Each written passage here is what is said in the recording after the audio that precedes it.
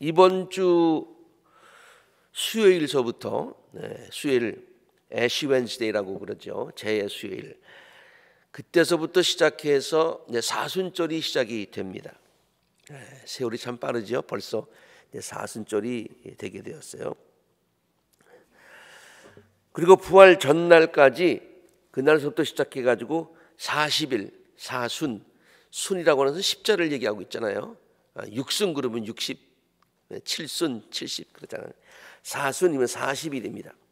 그 40일의 기간 동안 부활절 전날까지를 시작하는데요. 우리가 잘 알고 있지만은 그 부활절 전날까지에 해당되는 6번의 주일이 있는데 그 주일은 그 40일에 포함이 되지 않는다는 것 잘 아시죠? 왜 그러냐면은 이 사순절은 칼라가 좀 보라색이에요. 예수님의 고난과 이런 것을 생각하는데 주일은 작은 하나의 그 이스터 부활절이 그러니까 하얀색에 해당하는 거죠. 그래서 칼라가 조금 그 보라색들만을 모았죠. 그래서 주일을 뺀 부활절 전날까지의 40일 기간을 우리는 사순절이라고 그렇게 얘기를 합니다.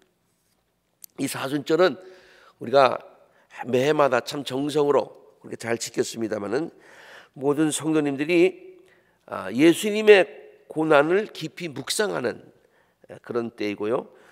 또 묵상할 뿐만이 아니라 예수님의 고난에 동참하는 것이고요. 그리고 예수님의 고난에 동참하면서 신앙의 귀한 훈련을 하는 그런 기간, 또 경건하게 지나는 그런 기간입니다. 자, 이번 수요일서부터 사순절이 시작이 된다고 했는데요. 오늘은 교회력에 따르면은 변화산상주일입니다. 변화산상주일이라고 하는 것은 예수님께서 예루살렘에 입성하시기 전, 예루살렘에 입성하신다는 얘기는 고난받으시기 위해서 예루살렘에 들어가시는 것 아닙니까?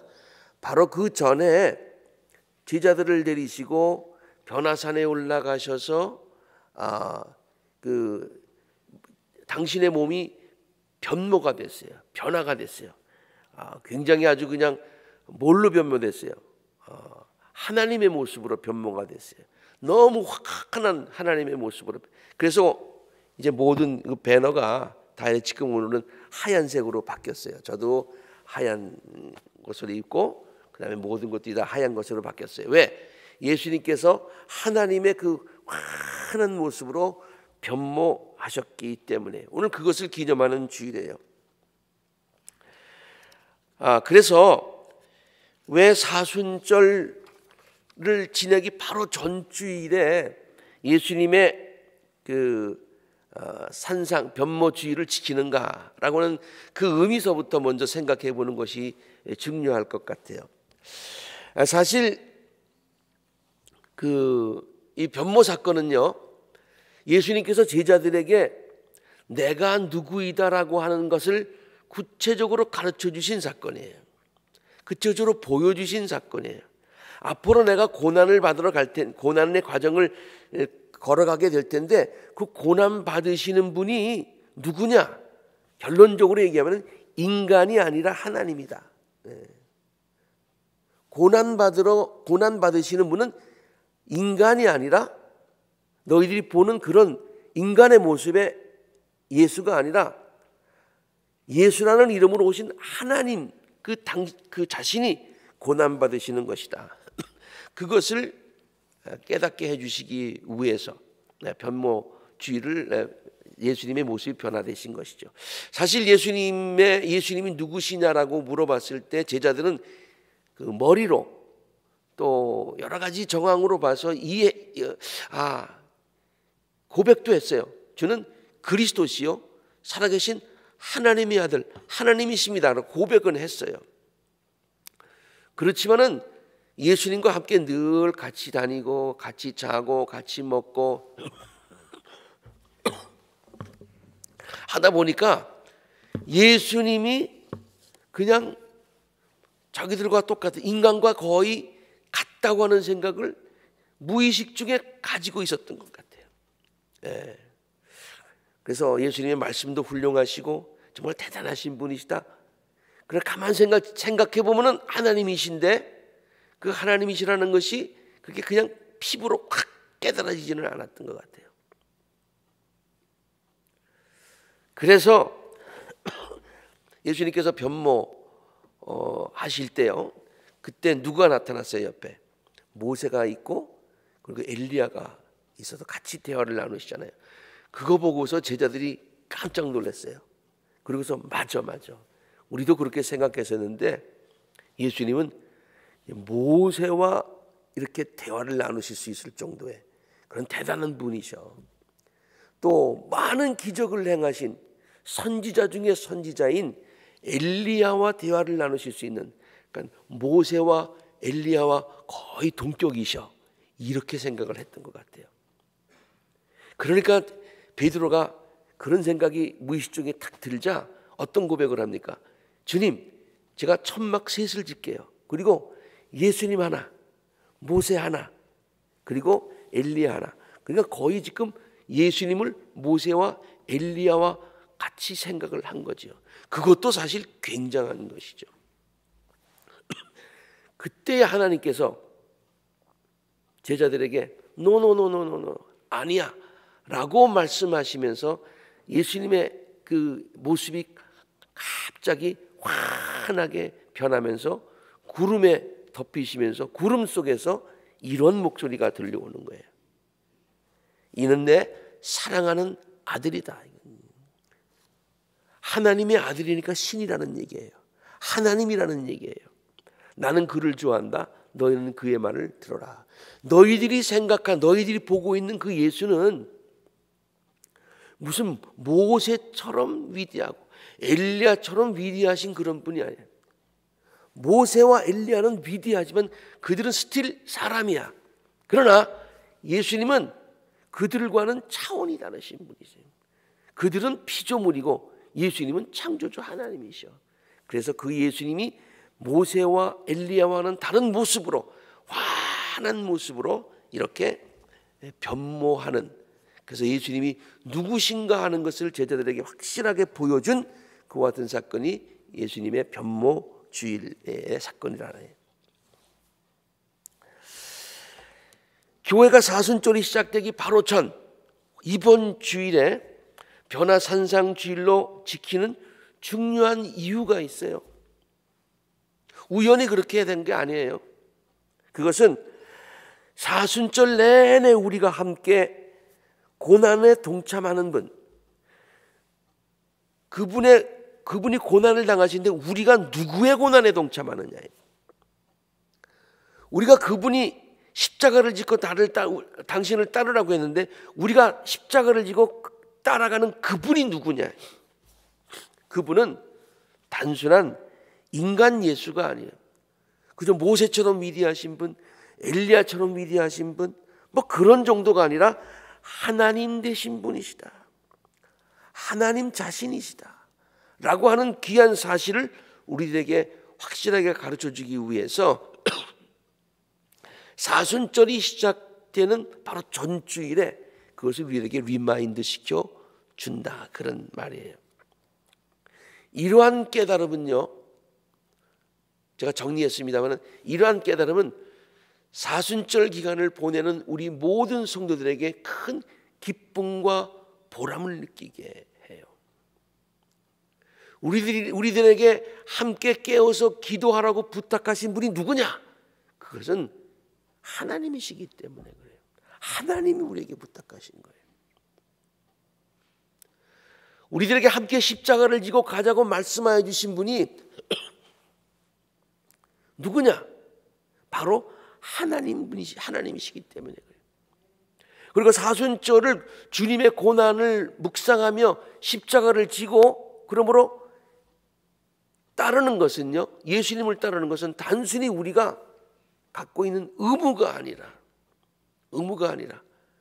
하나님이 우리를 초대해 주신 것이고, 그러므로 우리는 이 고난절에 주님과 함께 주님을 묵상하고 주님과 함께 이 십자가를 지고 묵상하는 이 기간이 우리들에게는 큰 특권이고 영광이다. 왜? 우리는 하나님의 일에 동참하고 있기 때문이다 라고 하는 거예요. 그래서 이 변모주의를 사순절이 시작하는 이때에 우리가 지내는 것은 굉장한 그런 의미가 있다라는 것을 우리가 먼저 생각을 해야 되겠습니다. 지금까지 강조하여 말씀드렸듯이 사순절은요, 분명히 예수님의 고난에 하나님께서 우리를 초대하셔서 그 신의 고난에 동참하는 기간이고, 또 집중적으로 영적인 훈련을 받는 그런 기간입니다. 이것이 사순절의 가장 중요한 의미예요. 그러나 동시에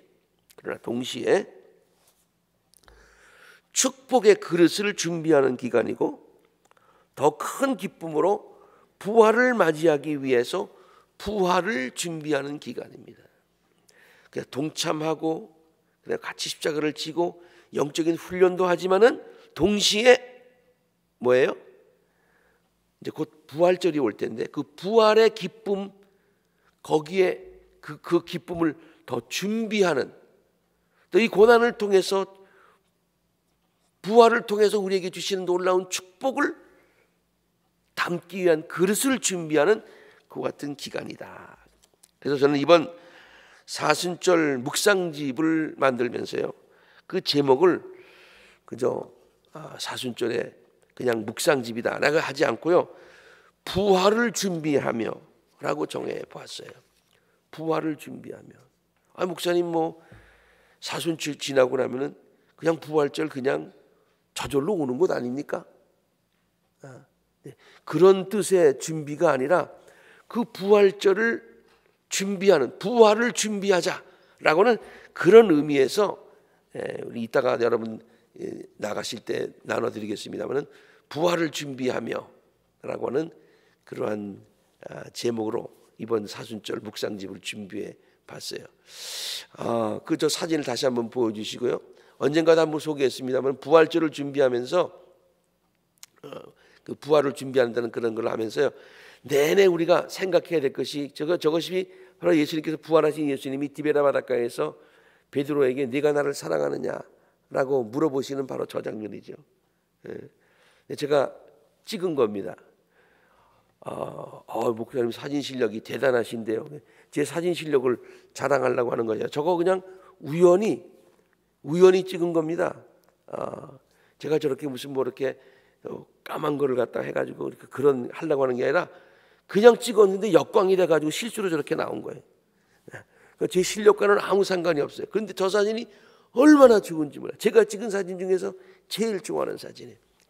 그래서 이번 사순절 기간 중에 내가 부활을 준비하면서 늘 그 예수님의 질문, 내가 나를 사랑하느냐, 내가 나를 사랑하느냐, 3번씩이나 물으신 그 질문을 생각하시면서 이 묵상집을 한번 쭉 읽어봤으면 좋겠어요.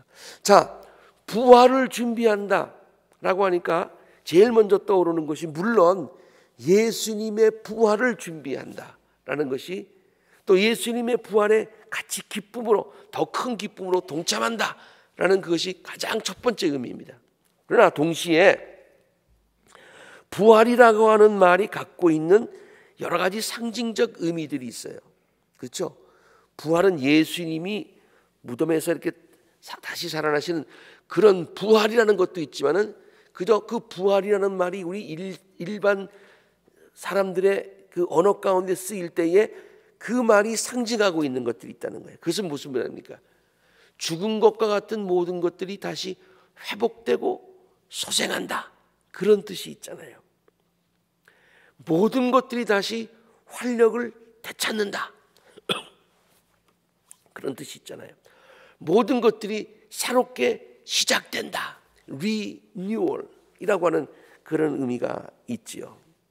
그래서 저는 예수님의 부활절을 준비하는 그 뜻도 있지만은 이러한 의미에서 부활이 얘기하고 있는 그런 상징적인 모든 의미를 담아가지고 그 부활을 우리가 준비하자, 그런 부활이 우리에게 있기를 바라자, 또 그러한 기대를 가지고 이 사순절을 지내자라고 하는 그런 뜻에서 이제 제가 부활을 준비하며라는 제목으로 이번 묵상집을 만들게 되었던 것입니다. 여러분, 부활이라고 하는 것이 예수님의 부활 이외에 이렇게 다시 모든 것들이 시작된다라고는 의미가 있는 것에 좋은 예가 있어요. 여러분, 톨스토이가 지은 자서전적인 그런 소설 중에 부활이라고 하는 그런 소설이 있죠, 그렇죠? 정말 영어로도 번역할 때 resurrection이라고 번역을 해요. 예수님의 부활도 resurrection이고요, 톨스토이의 저 부활도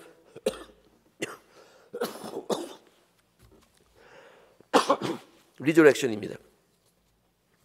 예, 완전히 제가 아직 이 기침이 조금 좀 남아 있어서요. 여러분, 그렇다고 해서 오해는 하지 마시고, 하여튼 좀 기침이 조금 남아 있으니까 이해를 하시고 들으시길, 양해해 주시길 바랍니다. 아무튼 저 톨스토이의 부활이라고 하는 건데요, 이 소설은요 리저렉션이라고 그래가지고 예수님의 부활에 관한 이야기는 하나도 없습니다. 예수님의 부활을 다룬 책이 아니에요. 삶에 대한 새로운 생각을 가지고 새로운 삶을 살게 되는, 세상을 새롭게 보는, 자기의 삶을 새롭게 생각하는 주인공들의 이야기를 다루고 있는 책이죠. 제정 러시아 귀족으로서 일반 백성들의 어려움과 고통에는 전혀 관심조차 없었던 네필로도프 공작 이야기 있죠. 그 당시에 귀족이 너무 잘 자랐어요. 너무 호의호식했어요. 가난한 사람들은 너무 가난했어요. 그리고 오죽했으면 그 러시아에서 공산주의가 일어났겠습니까? 네. 그 정도로 그렇게, 그 귀족의 대표격인 네필로도프 공작이요, 16살의 하녀 그 인생을 아무런 양심의 가책조차도 없이 그냥 짓밟아 버려요. 뭐 그 당시에는 그냥 보통 있었던 일이야. 뭐 그까지 하녀인데 뭐 옛날에 우리 조선시대에 양반은 사람이고 양반 아닌 사람은 다 사람이 아니었잖아요. 뭐 그런 시대를 살면서 남들의 고통은 돌아보지도 않던 그 사람이 나중에 남들의 고통을 돌아보는 새로운 삶으로 살아가는 이야기 아닙니까? 그 16살에 나는 그 나타샤뿐만 아니라 그와 비슷한 형편에 있는 많은 사람들을 도우며 살아가는 새로운 삶을 살게 됐다, 그런 이야기죠. 또 이 여자 주인공 나타샤도 귀족에 의해서 빗밟힘을 당하고, 그 다음에 또 억울한 일을 당하고, 그래서 원망으로 가득 차 있고 남들의 말을 믿지도 못하고 세상을 갖다 전부 다 원망의 눈으로 바라보던 그와 같은 폐쇄적이었던, 마음을 닫아두었던 이 여자 주인공이 나중에는 그 순수한 사랑에 감동이 되어가지고 마음의 문을 열고서 세상을 다시 바라보게 된다, 그런 의미의 부활이에요.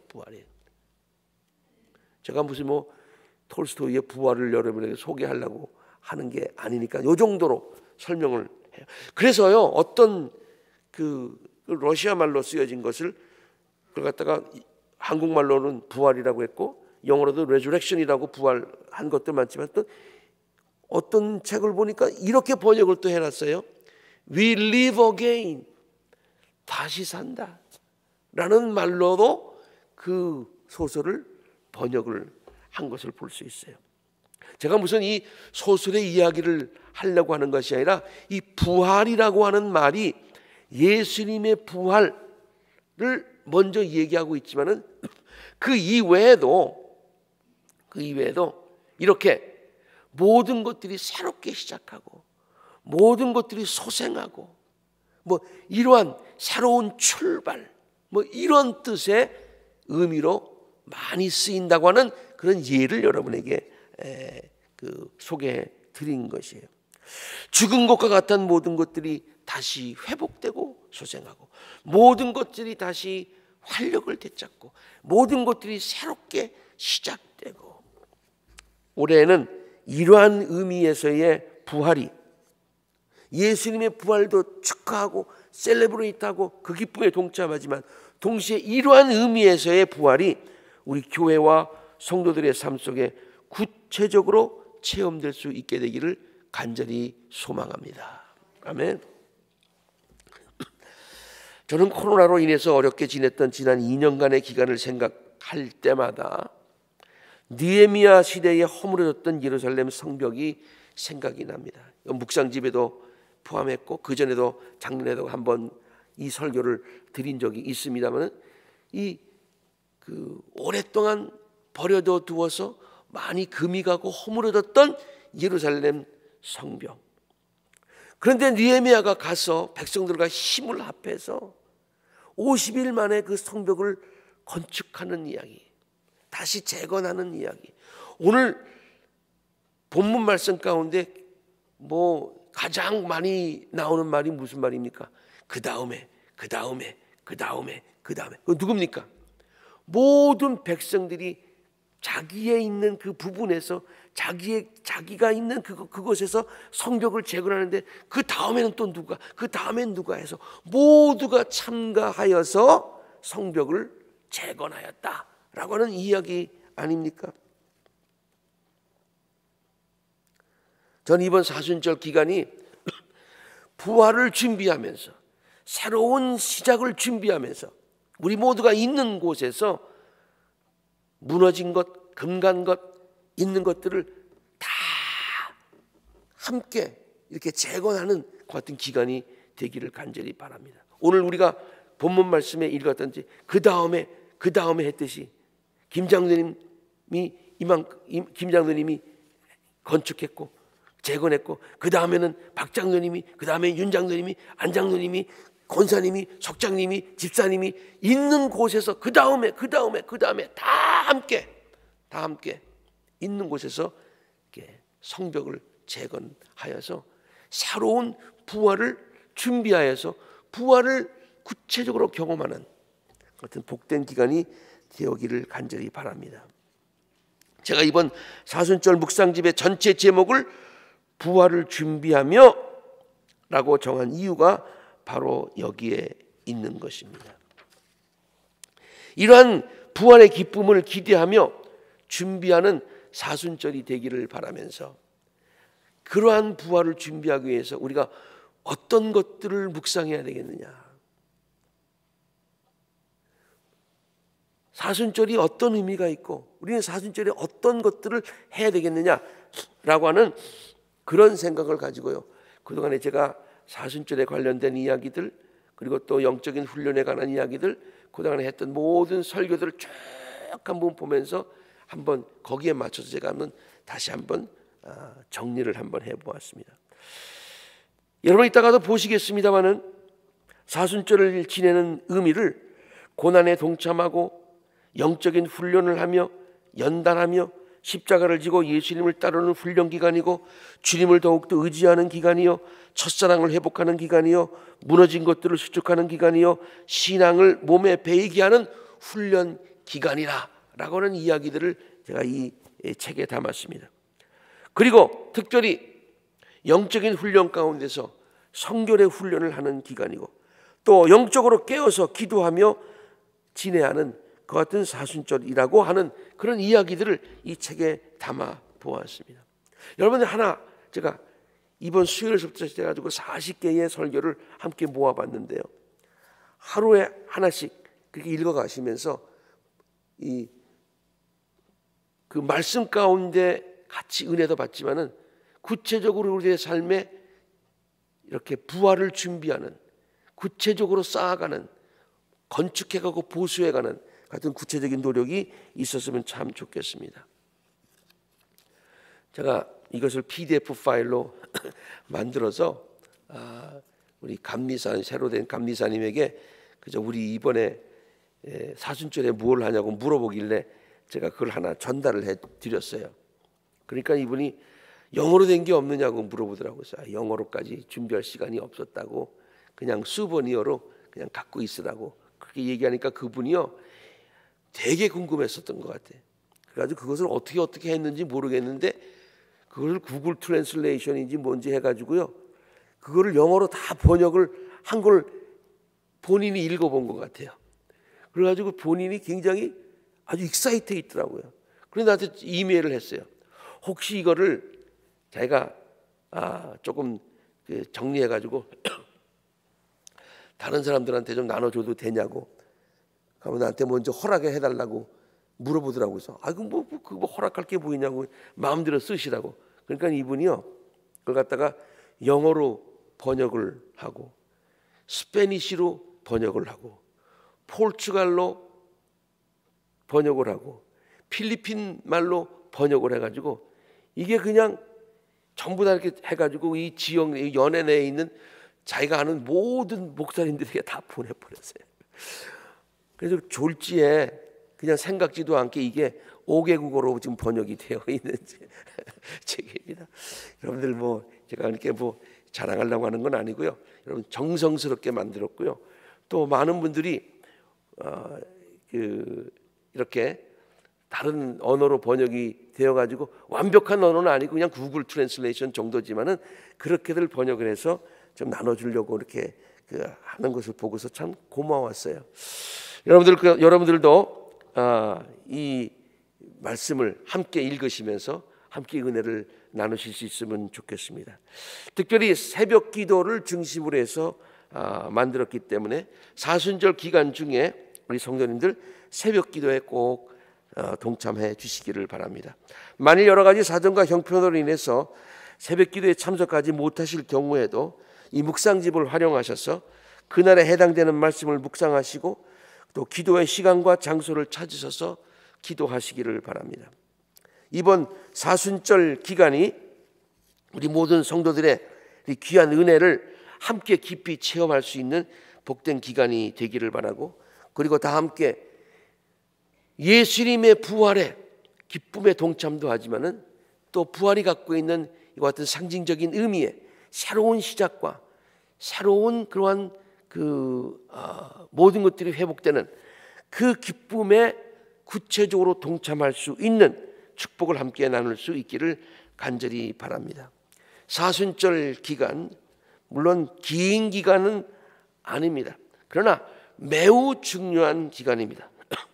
느헤미야가 50일 동안 무너졌던 예루살렘 성벽을 수축하였듯이 이 사순절 기간이 그동안 코로나 사태로 인하여서 지난 2년 동안 우리들의 삶의 구석구석에 무너져 있던 모든 것들이 수축되고 재건되고 보수되고 리페어되는 그런 기간이 되어서 새로운 도약이 일어나는 복된 기간이 될 수 있기를 간절히 바랍니다. 그래서 성도가 성도로서의 자세를 회복하고 교회가 교회로서의 자세와 사명을 회복하기 위한 특별한 복된 준비 기간이 될 수 있게 되기를 우리들을 회복하여 주시는 예수 그리스도의 이름으로 간절히 축복합니다. 아멘.